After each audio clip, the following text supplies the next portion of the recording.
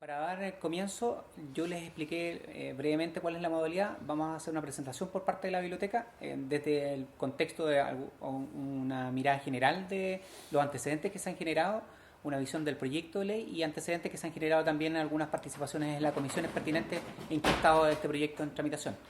Y le doy la palabra a Constanza Parada, quien va a hacer... Ah, no, perdón, Andrea Vargas, quien nos va a hacer una presentación inicial de esta temática. Bueno, muchas gracias por su tiempo, por compartir con nosotros. Más que nada yo voy a hacer una breve reseña histórica de cómo ha evolucionado la expansión del derecho a voto en Chile, cómo se ha ido desarrollando, cómo se ha ido ampliando este derecho y hemos ido involucrando a otros sectores de la sociedad. Bueno, para partir de una aproximación más que nada más conceptual, ¿de qué estamos hablando cuando hablamos del derecho a sufragio? ¿Qué es lo que es? Es el derecho a votar y también es el derecho a ser elegido, pero también es el derecho a no hacer efectivo esto. Es considerado el derecho a sufragio uno de los derechos más importantes de las democracias modernas. Es el paradigma de la ciudadanía y también es considerado uno de los derechos más importantes porque permite la representación y la participación en una comunidad de iguales. Es considerado también un derecho humano fundamental, tanto en el Pacto Internacional de Derechos Civiles y Políticos como en la Convención Americana de Derechos Humanos. Tiene dos dimensiones, se le dice, está el sufragio directo, que es el ejercicio efectivo del derecho a voto, un voto que debe ser personal, libre, secreto, universal, esas son las características más o menos básicas, y el sufragio pasivo, que es el derecho a ser elegido y que está asociado a otras libertades como la libertad de asociación o la libertad de expresión. Además, para ser efectivo este derecho, se requiere también de una administración electoral independiente que pueda legitimar el ejercicio de este derecho. Bueno, y en Chile, ¿cómo se ha desarrollado este sufragio? Bueno, abogados constitucionalistas y también historiadores han calificado que la expansión de este derecho, o el desarrollo, por así llamarlo, ha sido lento y difícil y siempre Estados Unidos ha ido de la mano a conflictos sociales por establecer un orden democrático y republicano. ¿Cómo se ha desarrollado? Bueno, en el siglo XIX era un sufragio censitario y capacitario, es decir, estaba restringido a las capacidades económicas e intelectuales de las personas que lo pudieran ejercer, y ha ido avanzando en la medida del tiempo. Hasta ahora, por ser un sufragio universal, inclusivo, que es lo que tenemos vigente en este momento, una democracia representativa, participativa, pero en definitiva, ¿quiénes faltan? ¿Qué otros sectores de la sociedad se pueden ir incluyendo en la participación y en el ejercicio de este derecho? Y para hacerlo como de una perspectiva histórica, cómo se ha ido instaurando este derecho en el desarrollo normativo constitucional de nuestra historia. Tenemos que el derecho a sufragio se estableció, bueno, en la participación con la convocatoria de elecciones del primer Congreso Nacional en 1811. Se dice que este fue el inicio del poder electoral en nuestro país. ¿Y quiénes podían ejercer el derecho a voto? Bueno, los hombres mayores de 25 años que contaran con fortuna, empleo, talentos o alguna inscripción partidaria, o ya fueran miembros del clero o de las Fuerzas Armadas. Y también este derecho establecía ciertas restricciones, estaba limitado. Quienes no podían ejercerlo, los extranjeros, los fallidos, que eran las personas quebradas o sin crédito, los que no eran vecinos, los que estuviesen procesados por delitos, sufrido penas infamatorias, y los deudores de la Real Hacienda. ¿Cómo fue evolucionando este derecho? En el siglo XIX, bueno, es un siglo de contrastes, hay avances y retrocesos. Tenemos que en el Reglamento Constitucional de 1812 se establece el primer registro electoral. En la convocatoria de la Constituyente de 1822 se establece que son electores todos los ciudadanos que no hayan perdido la ciudadanía, que no la tengan en suspenso, o los militares que tengan bienes raíces y no manden tropa de línea. ¿Y quiénes son los ciudadanos? Los mayores de 25 años o que estén casados y que sepan leer y escribir. Y esta es una cualidad importante porque se mantiene vigente a lo largo de casi toda la historia política electoral de nuestro país.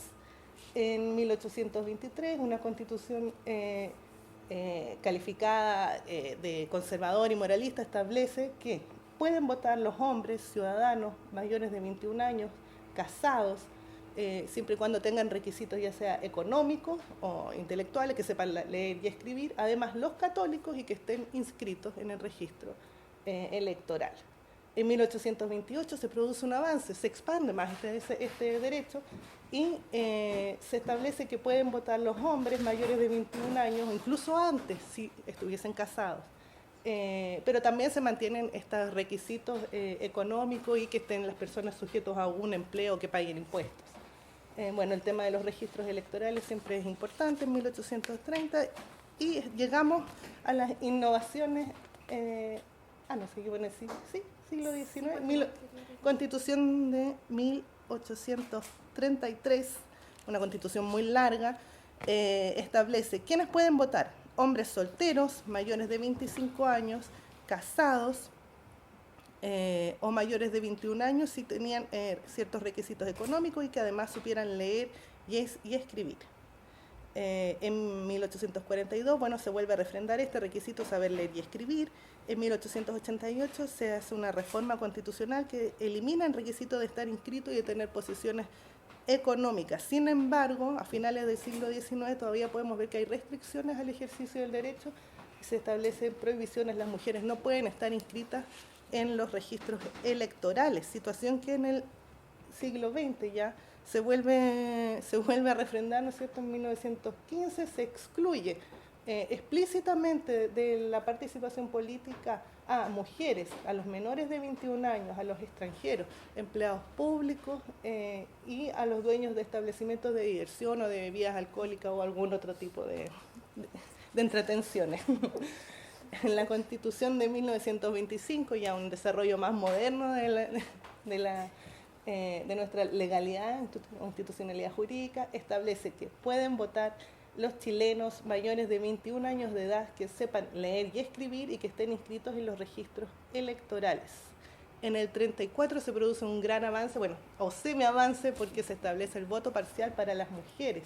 Pueden votar en elecciones locales las mujeres mayores de 25 años y que además tengan un bien raíz, cosa que era un poco complicado. En 1949, bueno, se establece definitivamente el voto para las mujeres. Mujeres mayores de 21 años pueden ejercerlo, que estén inscritas en el registro electoral. Podemos ver cómo va avanzando la historia jurídica y en 1966 una ley nos da cuenta de que todavía habían habitantes en nuestro territorio que no estaban vetados del derecho a sufragio, que no participaban del sistema político, y se les concede el derecho a sufragio a los ciudadanos habitantes de Isla de Pascua. En el 69 se les entrega derecho a voto a los no videntes, a las personas ciegas. En 1970 se establece una reforma constitucional que es en definitiva la que desarrolla más o expande más este derecho a los mayores de 18 años de edad. Finalmente se rebaja la edad para participar y se reglamenta también la inscripción de los analfabetos en 1972, o sea, recién ahí se eliminan requisitos de saber leer y escribir. En 1980, la Constitución que hoy nos rige dice que pueden votar los chilenos mayores de 18 años de edad y que no hayan sido condenados a pena aflictiva, que es todavía una de las que está en discusión, todavía si pueden votar o no estas personas. Y ya tenemos en las recientes modificaciones, vemos que todavía es un derecho que se sigue construyendo y se sigue expandiendo.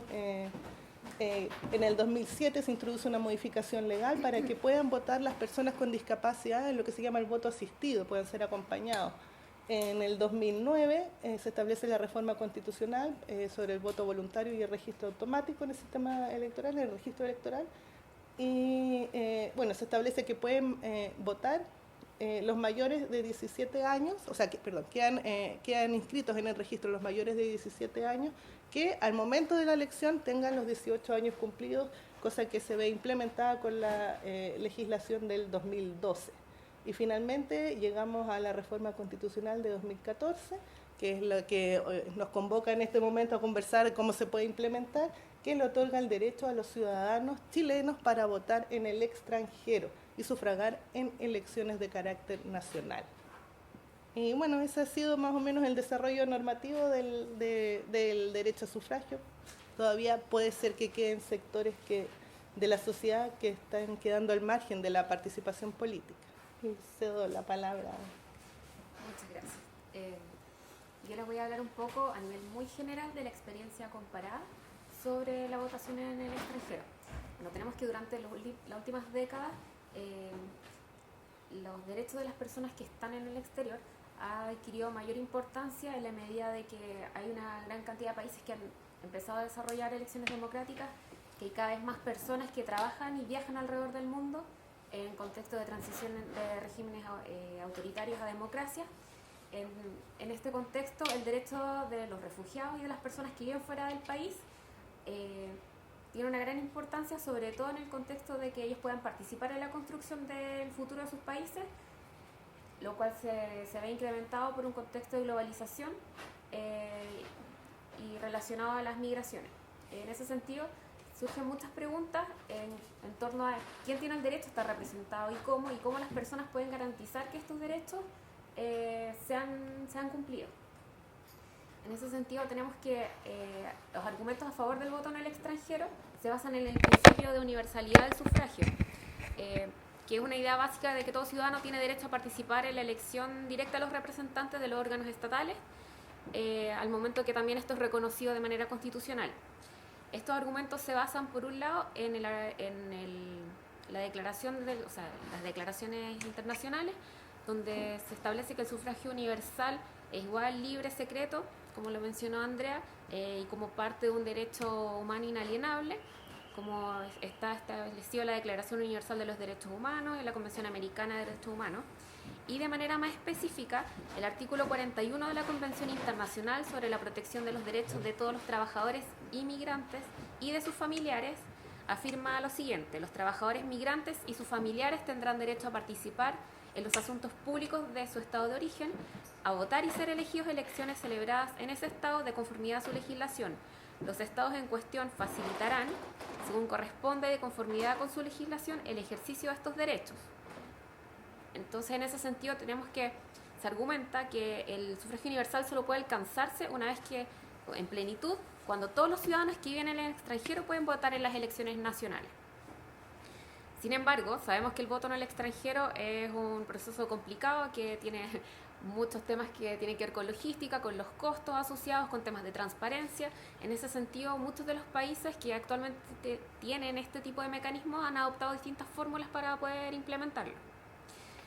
Bueno, yo acá me basé en un manual de ideas, que si bien es del 2008, sirve igual para ejemplificar más o menos la tendencia mundial que existe de los países que tienen votación en el extranjero. Al año 2008, de los 214 territorios y países y territorios, 111 contan con algún dispositivo de voto en el extranjero, una cifra que representa más del 50% de los países, considerando como un mínimo entre ellos que celebran elecciones multipartidistas y garantizan el sufragio universal.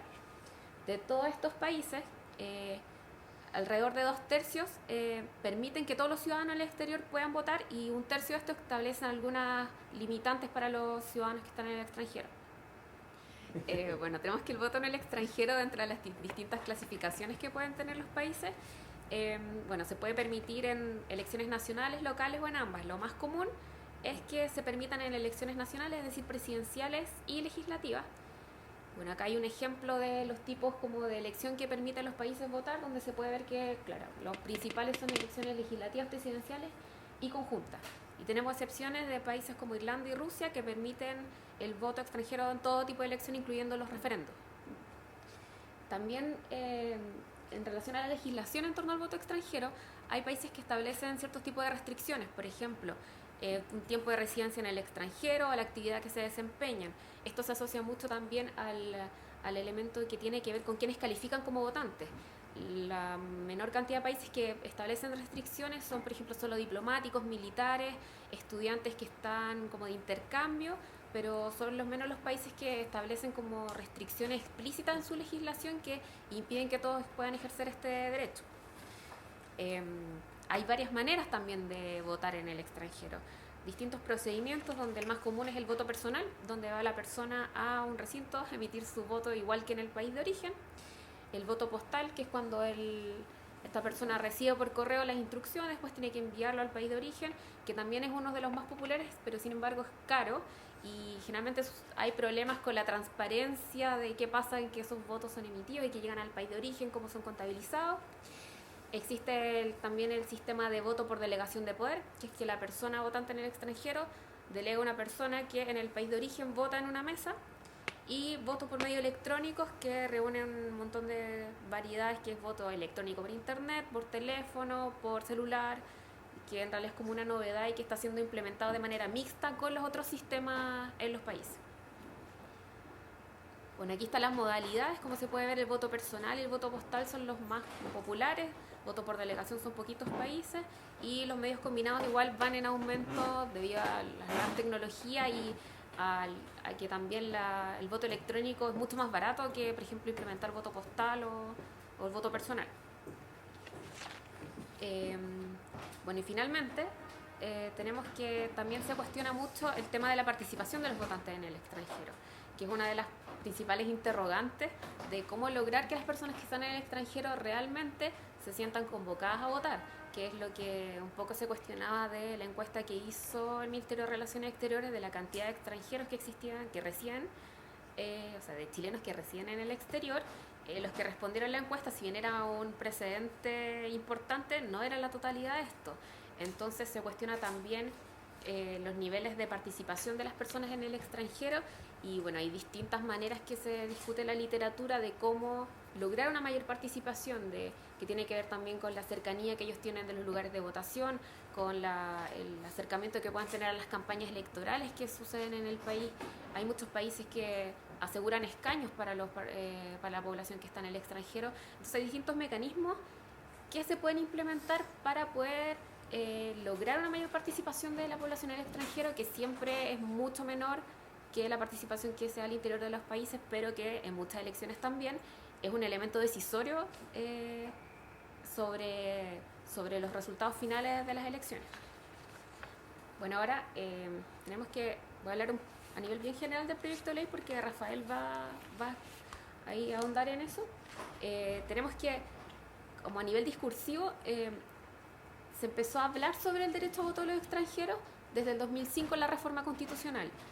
Si bien esto no estaba originalmente en los contenidos del proyecto de ley, en el marco de la discusión de las modificaciones relacionadas a otorgar la nacionalidad chilena a hijos de los chilenos nacidos en el extranjero, se presentaron varias indicaciones, que son 3, que apuntaban a establecer en la reforma constitucional que los chilenos residentes en el extranjero tenían derecho a voto.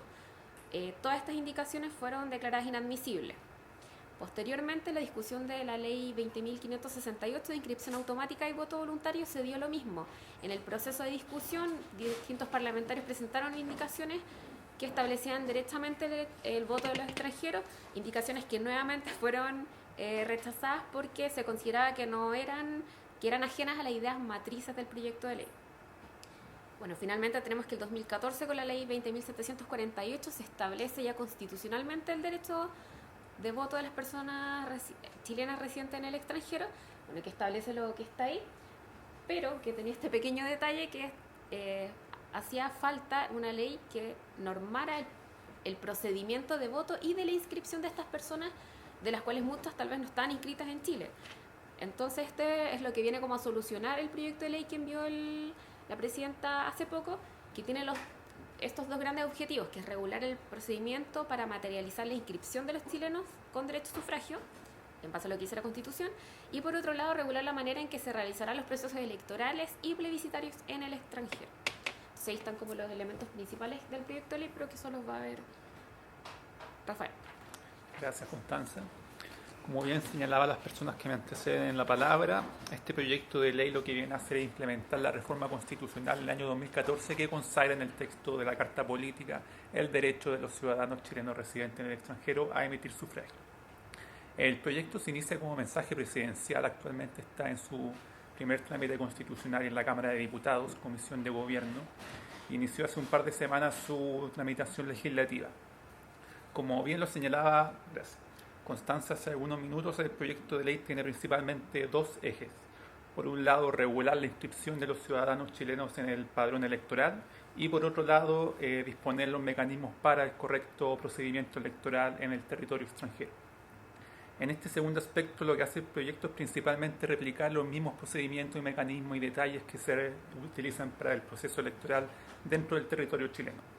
En el caso de la inscripción de los chilenos con derecho a sufragio es donde se incluyen algunas innovaciones. Los chilenos que residen en el exterior y que quieran ejercer activamente su derecho a sufragio son inscritos automáticamente en el registro electoral, tal como los chilenos residentes en el extranjero que emiten su sufragio en el territorio del país. El proyecto de ley lo que hace es, si entendemos que los chilenos mayores de 18 años pasan a formar el registro que se conoce como el registro electoral propiamente tal, y de él se extrae el padrón electoral que contiene a los ciudadanos mayores de 18 años y que no estén inhabilitados en alguna de las causales de la Constitución, pena aflictiva, delitos por conducta terrorista, etc., se extrae asimismo un reflejo, un padrón electoral para ciudadanos que tienen su domicilio electoral en el exterior. ¿Cómo se ingresa el padrón electoral? De forma automática, inscribiéndose en modalidad web desde el extranjero en la página web del Servicio Electoral o presencialmente en los consulados o embajadas de Chile en el exterior. Respecto a la administración del procedimiento electoral, es el consulado propiamente tal, es que ejerce tales funciones. El cónsul asume las funciones de delegado electoral con las labores de gestionar la entrega de los materiales para el voto. Las papeletas son las mismas que se usan en Chile. Tiene que velar por un expedito acceso a los locales de votación, asegurar la correcta instalación de las cámaras secretas, etc. Los cónsules tienen la ventaja de que desde el año 94, corríjanme los internacionalistas si estoy equivocado, son funcionarios de carrera necesariamente egresados de la Academia Diplomática, lo que razonablemente podría entregar la garantía de un correcto proceso electoral y una correcta gestión del espacio propiamente tal. Los lugares de votación en el extranjero son determinados por el CERVEL, previo informe del Ministerio de Relaciones Exteriores. En la comisión se trató este punto de forma lata. La divergencia que se produjo fue considerando que muchas veces los consulados en el extranjero son oficinas pequeñas o están en edificios en altura, por ejemplo, en lugares en que las comunidades de chilenos son compuestas por miles de personas, por ejemplo. Sería muy complicado generar un procedimiento electoral de forma expedita en lugares que no cuentan con la infraestructura adecuada. Lo que se hace en esos casos principalmente es solicitar a las autoridades locales que presten, por ejemplo, colegios o espacios de otros servicios públicos para la realización del procedimiento electoral. Por ejemplo, Argentina ya se ofreció para facilitar su dependencia de colegios, instituciones públicas, etc. Donde hay más chilenos. Que donde hay más chilenos. El 40% de la comunidad de chilenos del exterior está concentrada en Argentina, de hecho. Lo que se hace también en otras ocasiones es arrendar espacios, que es lo que generalmente se hace, por ejemplo, en Estados Unidos, y que es lo que seguramente se tendrá que hacer con los consulados que se encuentran en el país en el referido país. Las mesas receptoras de sufragio se constituyen de 3 vocales, tal como en Chile. Del padrón electoral de chilenos que sufragan en el exterior se extraen, digamos, por sorteo, tal como en Chile. Este procedimiento lo hace el cónsul en su calidad de delegado de la Junta Electoral. Posteriormente, y una vez terminado el proceso electoral, y una vez cerradas en Chile las mesas receptoras de sufragios, ahí se empieza a escrutar las votaciones de los chilenos en el exterior con el objeto de no generar interferencias o distorsiones indeseadas en el conteo de votos en el territorio nacional. Y una vez terminado el procedimiento, se envía vía valija diplomática al TRICEL y al CERVEL acá en Chile el acta con los principales aspectos y resultados de la elección propiamente tal en cada una de las mesas receptoras. Algunas estimaciones y datos que pone a disposición MINREL, principalmente a través de la Dirección de las Comunidades de Chilenos en el Extranjero. Son, según las últimas estimaciones, 900.000 los chilenos residentes en el extranjero, distribuidos en 75 países. De esos 450.000, aproximadamente la mitad, están en condiciones de votar. Como bien decía Constanza, Argentina es el país que concentra la mayor cantidad de chilenos residentes en el extranjero, con un 40%. Le siguen Estados Unidos con cerca de un 14% de los chilenos residentes en el extranjero, y Suecia y Reino Unido con entre un 8 y 9%. el 61% de los encuestados declara tener entre 31 y 60 años, el 26% más de 60 y el 14% menos de 18 años. Sobre la participación, el 77% declara estar informado de que tiene la disposición, el 77% desde el año 2014, desde que se aprobó la reforma constitucional, el 77% declara estar informado de que tiene el derecho a poder ir a votar en las próximas elecciones. Un 93% declara tener la disposición para ir a votar en las próximas elecciones y a su vez un 51% declara estar dispuesto a ser vocal de mesa en el procedimiento electoral propiamente tal. A su vez, un 77% declara estar dispuesto a viajar hasta 300 kilómetros para ejercer su derecho a sufragio. Algunos datos sobre chilenos en el exterior.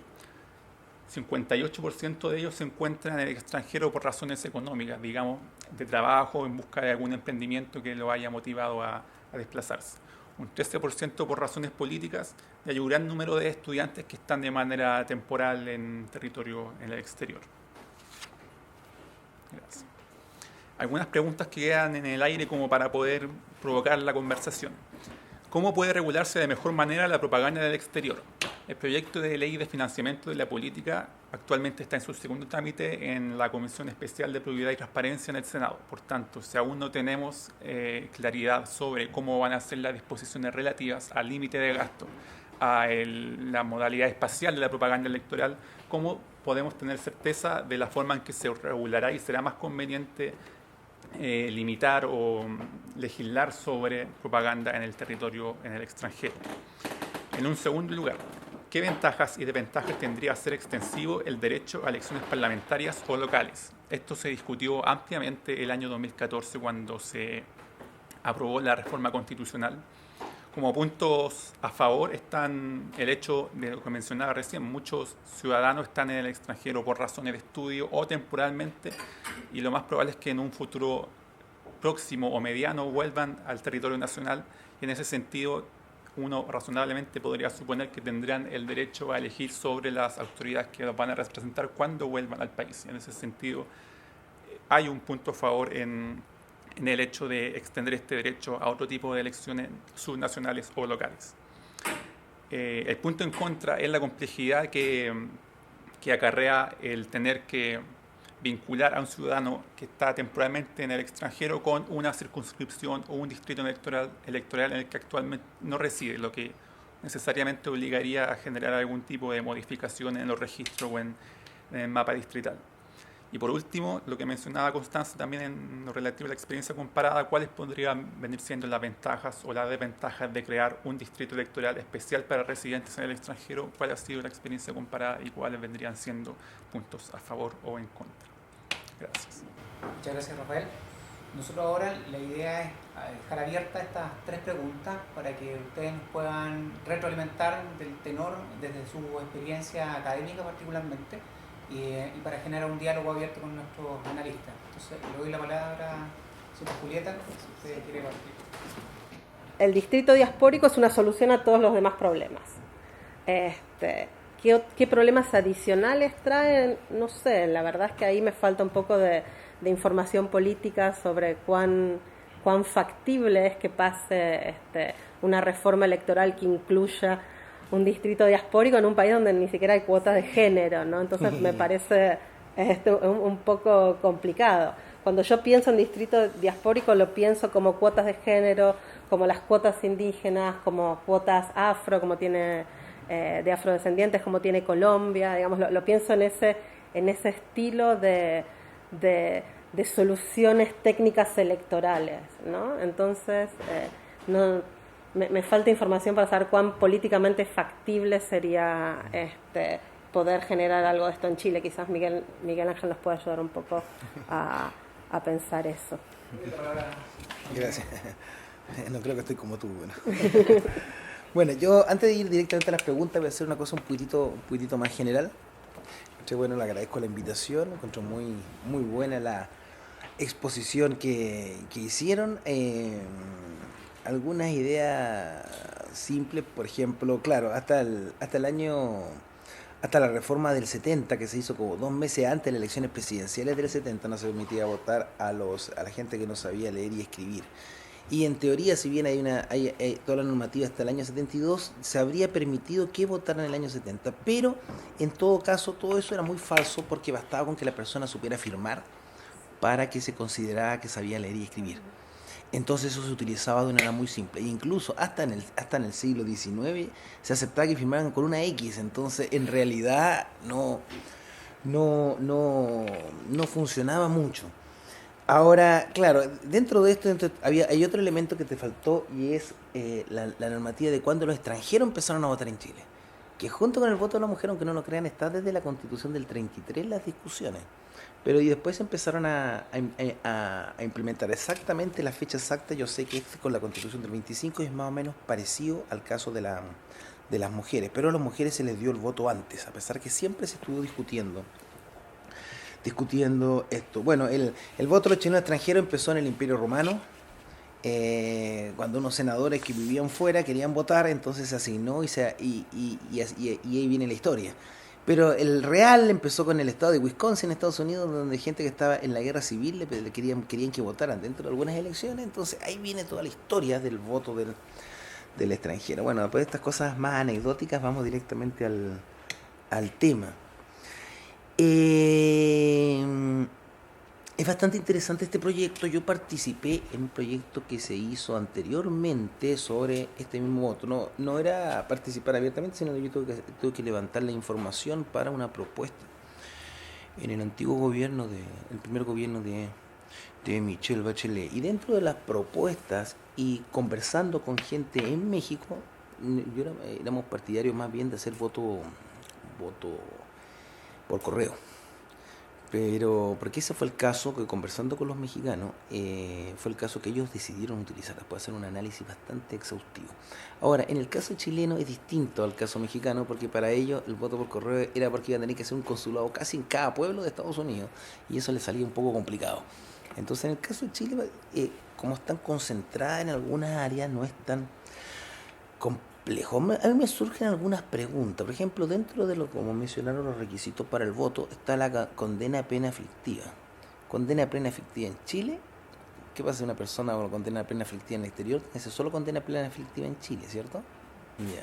Y eso va a significar también que voy a tener que tener absolutamente informado. Y eso fue uno de los grandes problemas durante mucho tiempo, con la falta de vinculación que existía. Bueno, y no existía una norma que lo obligaba también entre el registro civil y el CERVEL, donde se enviaban informaciones pero no se podían utilizar, antes de todas estas reformas que se han hecho en los últimos 10 años. Entonces, todo este tipo de cosas va a implicar una relación bastante fuerte entre el CERVEL y los consulados. La antigua norma decía que solamente se podía votar frente a funcionarios del CERVEL, pero eso fue cambiado para hacer estas inscripciones automáticas, etcétera, donde el funcionario del registro civil iba a funcionar como representante del CERVEL. Aquí en este proyecto aparentemente lo van a hacer, bueno, no aparentemente va a ser el cónsul el funcionario del CERVEL. Y de acuerdo, y él va a depender, para este caso específico, no va a depender entonces del Ministerio de Relaciones Exteriores, va a depender del CERVEL.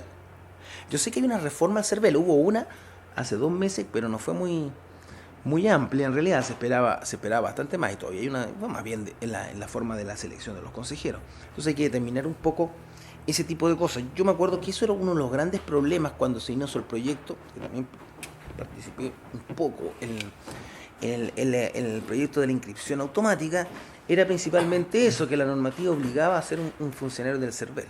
Entonces, bueno, hay que establecer una especie y determinar bien cuáles serían las potestades del cónsul como funcionario del CERVEL por un tiempo.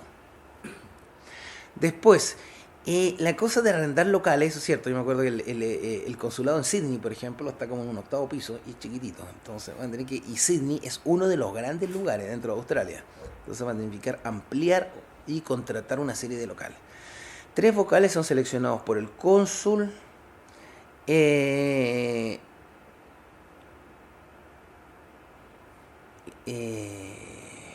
Claro, como representante del CERVEL. Ya, de acuerdo. Creo que hay que reformar la ley, no estoy seguro. Una vez cerrado, Después los resultados se van a dar después y el envío de actas por valija diplomática. Tengo entendido que en Chile los votos se guardan y se envían al Tribunal Electoral. O sea, los votos del extranjero no se van a guardar, se van a perder para hacer cualquier tipo de recuento. Supongamos que alguien dice, no, hubo un problema en la mesa. Por ejemplo, una cosa tú mencionaste ahí, el voto asistido en personas. Bueno, hubo un caso una vez, hace varias elecciones atrás, que no voy a decir el lugar, donde una persona ayudó a votar a 67 personas. Entonces, es complicado, ¿te fijas? Entonces, ese tipo de cosas no se solicitó, pero se puede haber solicitado una especie como de recuento de votos. ¿Qué pasa si solicita a alguien un recuento de votos? Ese recuento lo tiene que hacer el Tribunal Electoral.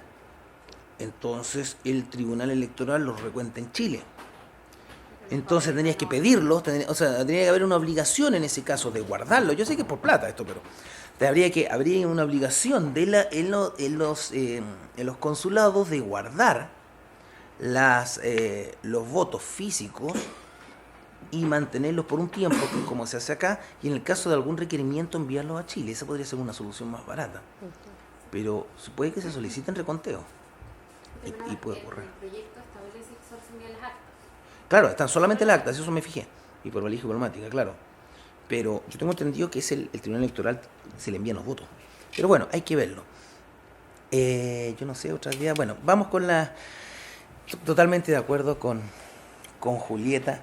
¿Cómo regularse la propaganda en el exterior? No, eso no hay manera, no podemos hacer nada. Si un canal de televisión de Suecia decide pasar un comercial en su noticiero de voto en Chile, nosotros no podemos meternos dentro de la legislación de nada, entonces no hay ninguna manera. Lo que sí hay que hacer es como se hace generalmente en los lugares de votación, y que no se puede hacer propaganda el mismo día de la elección. O sea, dentro del lugar de votación tienen que tener mucho cuidado el oficial del CERVEL, porque generalmente siempre hay una fuerza pública, que en este caso de Chile es el ejército, que está a cargo de solucionar problemas. Ahí no va a haber nada en el extranjero, en el consulado. No, ya, contratar guardias sería como muy feo. Entonces puede pasar cualquier cosa. Entonces, si hay algún conflicto, entonces no tenemos militares y carabineros que vayan a detenerlo. Pero en todo caso, claro, ahí tiene la ley, lo mismo que se aplica en Chile, que no puede haber ningún tipo de propaganda dentro del local mismo de votación. Eso podría ser. Pero ¿cómo voy a tener que tratar de conseguir una especie como de apoyo, solicitar policía o algún guardia, alguna policía extranjera? Ahí no va a meterlo dentro de la reforma constitucional, pero en el proyecto de ley, porque voy a necesitar tener alguien que me custodie. Entonces no voy a enviar policías de Chile. Los precios serían espantosos. Ventajas y desventajas de incluir elecciones parlamentarias o locales. Concuerdo totalmente con Julieta. Esto es muy complicado y va a ser también complicado que se pase dentro del Congreso, porque todos sabemos que existe el acarreo de votos. Entonces, dentro de este acarreo de votos, ¿qué puede hacer que un partido X, viendo esto, es bastante fácil registrarse donde estoy o cambiarme del lugar donde estoy? Un partido X diga, oye, concéntrate todos los votos aquí en Porvenir y sacamos el senador, un diputado. Entonces, eso puede prestarse a ese tipo de cosas. Ahora, ¿cómo verlo? Esto es complicado, claro, por eso algunos países han optado con hacerlo, otros no, pero... Y nuevamente está lo mismo que decían, es el criterio, ¿cómo hacer? ¿Dónde viven las personas? Yo diría ya, de acuerdo, un estudiante que se va para afuera, hace un doctorado, es medio flojito, se va a morir 10 años, ya pasó los 5, se puede votar desde allá. Entonces vota en el lugar donde vivía antes, claro, pero puedo hacer esa distinción con una persona que lleva ya 20 años que se fue al exilio, no podría, porque sería injusto. Entonces, ¿cómo lo haría? ¿Cómo lo haría para que voten en elecciones locales? Yo creo que está un poco complejo, quizás. ¿Cómo decirle? Yo sé que este grupo de chilenos en el extranjero, ¿cómo se llama? Tiene una página web, Tu Voto. Tu Voto Volar, exactamente. Ellos quieren votar en todo, pero es un poco complejo. ¿Cómo defenderlo eso? Con la noción del domicilio. El domicilio real, establecer que en las elecciones de presidente no se considera la noción de domicilio. Entonces habría que ver directamente la normativa en el Código Civil sobre domicilios Y sobre eso decir que, claro, el que esté afuera no tiene su domicilio en en Chile. Entonces, por eso no puede votar en estas elecciones que están, como decía muy bien Julieta, que están vinculados a un aspecto más geográfico. Entonces, de la verdad sería que hubo un abogado que los ayudó sobre eso y pues, podría manejarse un poco de esa manera. Distrito electoral especial para los residentes en el extranjero. Claro, eso es una cosa, como muy bien decía Julieta, una cosa muy moderna. Y estamos en cómo defenderlo. Es cierto, bueno, ahora sí, en la propuesta de ley vienen cuotas. Bueno. Pero yo estuve alegando el otro día y me dijo, pero si están contempladas. Yo dije, no dije nada. ¿Obligatorio? Se está más o menos, sí. Okay. Sí. Pero nuevamente la presentación de candidatos. La misma cosa, el mismo problema que tienen en Brasil. Claro, por el voto preferencial. Claro. Entonces pueden decir, pero hicimos primarias, son más democráticas que las Exacto. Entonces, el primer paso, pero no está bien. Entonces, claro, si lo hacemos tendría que dárselo a otros grupos. Sobre todo, ¿por qué no hacemos un distrito especial para los mapuches, los pueblos originarios, por ejemplo? Eso sería una cosa que también habría que considerar. Entonces, si lo consideramos, habría que considerarlo como un todo. Porque en este caso, mapuche, pueblo originario y mujeres tienen mucho más poder de presión dentro que tienen los extranjeros que están fuera. Entonces, si yo inicio una cosa así, es probable que se empiecen a abrir esos otros flancos. Entonces, habría que buscar una forma muy buena de cómo defenderlo. Después, el candidato tendría que tener los mismos requisitos de los otros candidatos. Ese sería otro punto. O habría que hacer requisitos especiales para el representante de los chilenos en el extranjero. Claro, porque si nosotros hiciéramos un distrito mapuche, tendría que tener algunas características especiales el candidato, o lo abrimos así general para cualquiera. O sea, yo me presento como candidato mapuche, digo que mi bisabuelita, una cosa así. O realmente tiene que ser alguien con mapuche, va a decir mapuche, o los residentes en el extranjero, alguien que haya vivido, voy a tener que determinar ese tipo de características. Habría que verlo, porque claro, porque la normativa es más o menos general. Quizás habría que dejarlo abierto, pero señalar de que realmente, ojalá que sea alguien que haya tenido experiencia en el extranjero. Y luego, claro, eso sería un distrito geográfico externo, que es como generalmente se hace. Pero antes era fácil con el sistema de se eligen 2 escaños, en cambio ahora hay ese escaño, ¿cuántas personas tendría? Entonces, si son 900.000, teníamos que calcular más o menos por la población. 900.000 personas, ¿sí? Serían más o menos 6 escaños, una cosa así, ¿no? 6 a 8, creo, según la nueva norma electoral. O sea, voy a tener, es harto grande, me puede cambiarla. Y como es bastante grande, bueno, los partidos tendrían que luchar para conseguir alguno de esos candidatos, pero me puede cambiar las distribuciones de poder en el Congreso, entonces habría que negociarlo con bastante cuidado. No sé, eso me ocurre por ahora. Gracias. Muchas gracias. Yo no sé si ustedes tienen alguna consulta. Doctor, no sé si usted quiere... Comentario más bien de mi experiencia. Yo viví 17 años afuera. Obviamente por razones políticas, por lo tanto mi interés era permanentemente estar al tanto de lo que... Pero no todos los chilenos, obviamente, no todos los argentinos, están todos los días preocupados de lo que pasa en el país. Y los hijos, obviamente, que van perdiendo sustantivamente el interés por el país de sus padres. Yo creo que el interés más bien desde acá, el no perder, digamos, la relación y el compromiso de perder ese capital humano que tiene el país en el extranjero. Entonces yo creo que pedirle a los que están afuera que nos hagan las propuestas son muy diversas y van a ir perdiendo con el tiempo cada vez más interés, a no ser, sobre todo nosotros, un país tan chico, en fin, qué sé yo, a no ser que sea las potencias, los alemanes, el caso de los franceses cultivan fuertemente lo que ellos llaman la civilización francesa, que va por el idioma, los intereses económicos que ellos tienen y culturales, naturalmente. Pero ellos tienen representación de los territorios de ultramar y que están representados en la Asamblea Nacional, pero también tiene estas representaciones de los franceses fuera del territorio por cuotas territoriales. No por la cantidad de población. Y claro, las embajadas o los consulados tienen permanentemente informados El caso de los franceses los conozco porque mi señora es francesa, entonces le llega permanentemente información de la embajada, que los terremotos, que los atentados. ¿Ah? El hermano venezolano. Sí, no, olvídate. Entonces, la tienen, o sea, nos tienen perfectamente. Y llegan, entonces, este tema de la...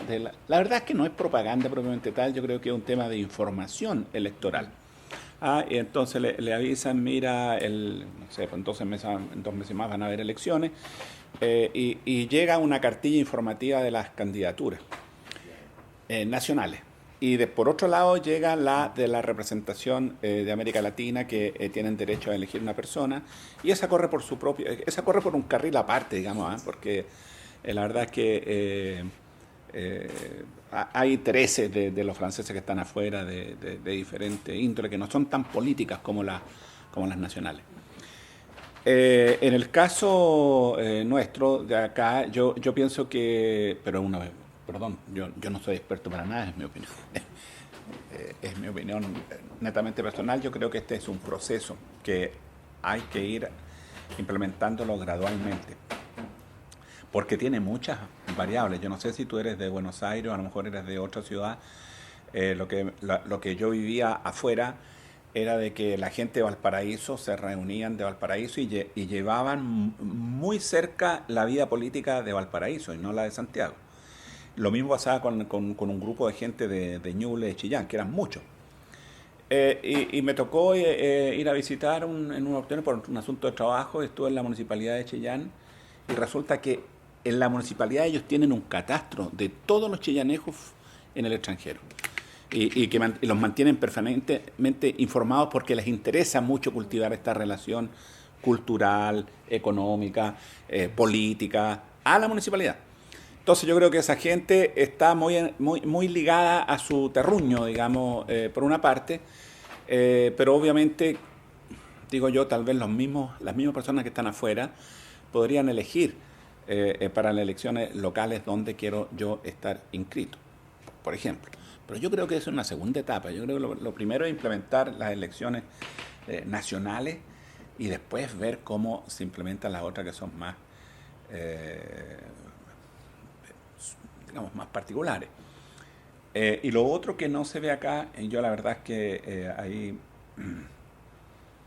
es el mecanismo, digamos, electrónico, que podría ser también una forma de participación más directa. Aquí en Chile no se ha implementado por razones netamente, yo creo, de tradición y la fiesta cívica del voto, que es sumamente interesante. La participación, el ir, el estar, el tocar el dedo, en fin, qué sé yo, que es toda una historia muy bonita. Pero tal vez en el extranjero pueda efectivamente implementarse un sistema de ese tipo. Hay que estudiarlo. Pero lo que me hizo mucho sentido, que yo no me lo había, planteado de la forma en que tú lo dijiste, efectivamente, que hay un tema del Estado y del territorio, y estos chilenos... están fuera del Estado y están fuera del territorio. O sea, pueden estar dentro del Estado si los incluimos. La idea que teníamos nosotros, que una aventura esta de crear el Chile 16, que era el Chile, digamos, virtual, era justamente que los chilenos se sintieran integrados en un Estado y en un territorio virtual, y en el cual no solamente era la cosa política, sino que era el sentirse efectivamente ser ciudadanos de Chile en su plenitud en el extranjero. Pero en este caso, como se trata más bien del tema particular de las elecciones, si miramos el mecanismo propiamente tal, yo creo que debería ser una cosa con la huella digital, el IRI, en fin, no tengo idea, que puede perfectamente las personas desde su casa incluso poder votar. Pero también es muy enajenante. Yo creo que hay que exigir un tipo de participación y que se involucren más en detalle, digamos, con las alternativas que ofrecen las candidaturas o de lo que ellos esperan.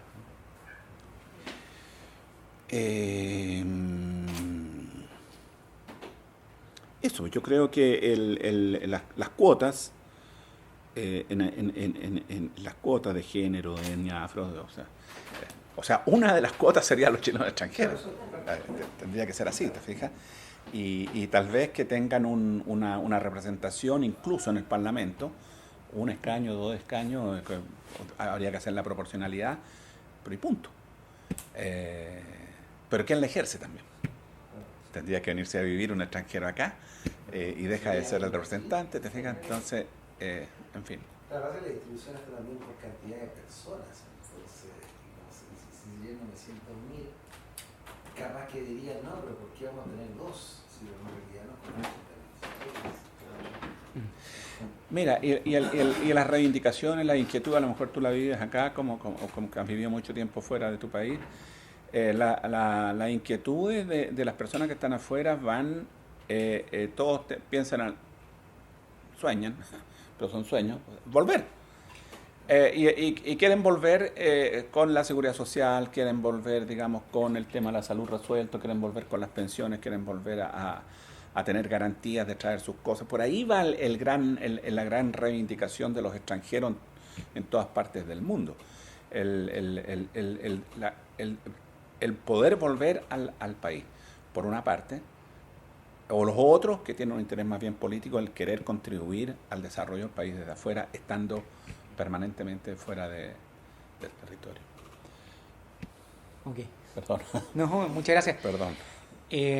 Les agradezco profundamente su participación, el haber intercambiado opiniones con nuestros analistas. Nosotros vamos con esta instancia, lo que queremos hacer es vincularnos con la academia y con los expertos que están tratando los temas que son parte de la agenda legislativa. Claramente dejamos abiertas las puertas de la Biblioteca del Congreso para ustedes. A nosotros nos interesa afianzar estos vínculos y claramente es un aporte que nosotros vamos a saber sacarle provecho. Entonces, nuevamente reitero el agradecimiento, tal cual como dijo nuestro director, y quedaríamos esperando una nueva oportunidad en donde a lo mejor seguramente el proyecto, que seguramente, teniendo en cuenta cómo es la tramitación en nuestro espacio, se va a demorar. Entonces, nos podríamos juntar nuevamente a conversar de cómo van ciertos matices. ¿Ah? Sí, muchas gracias. La verdad que es un tema fascinante. Tú también.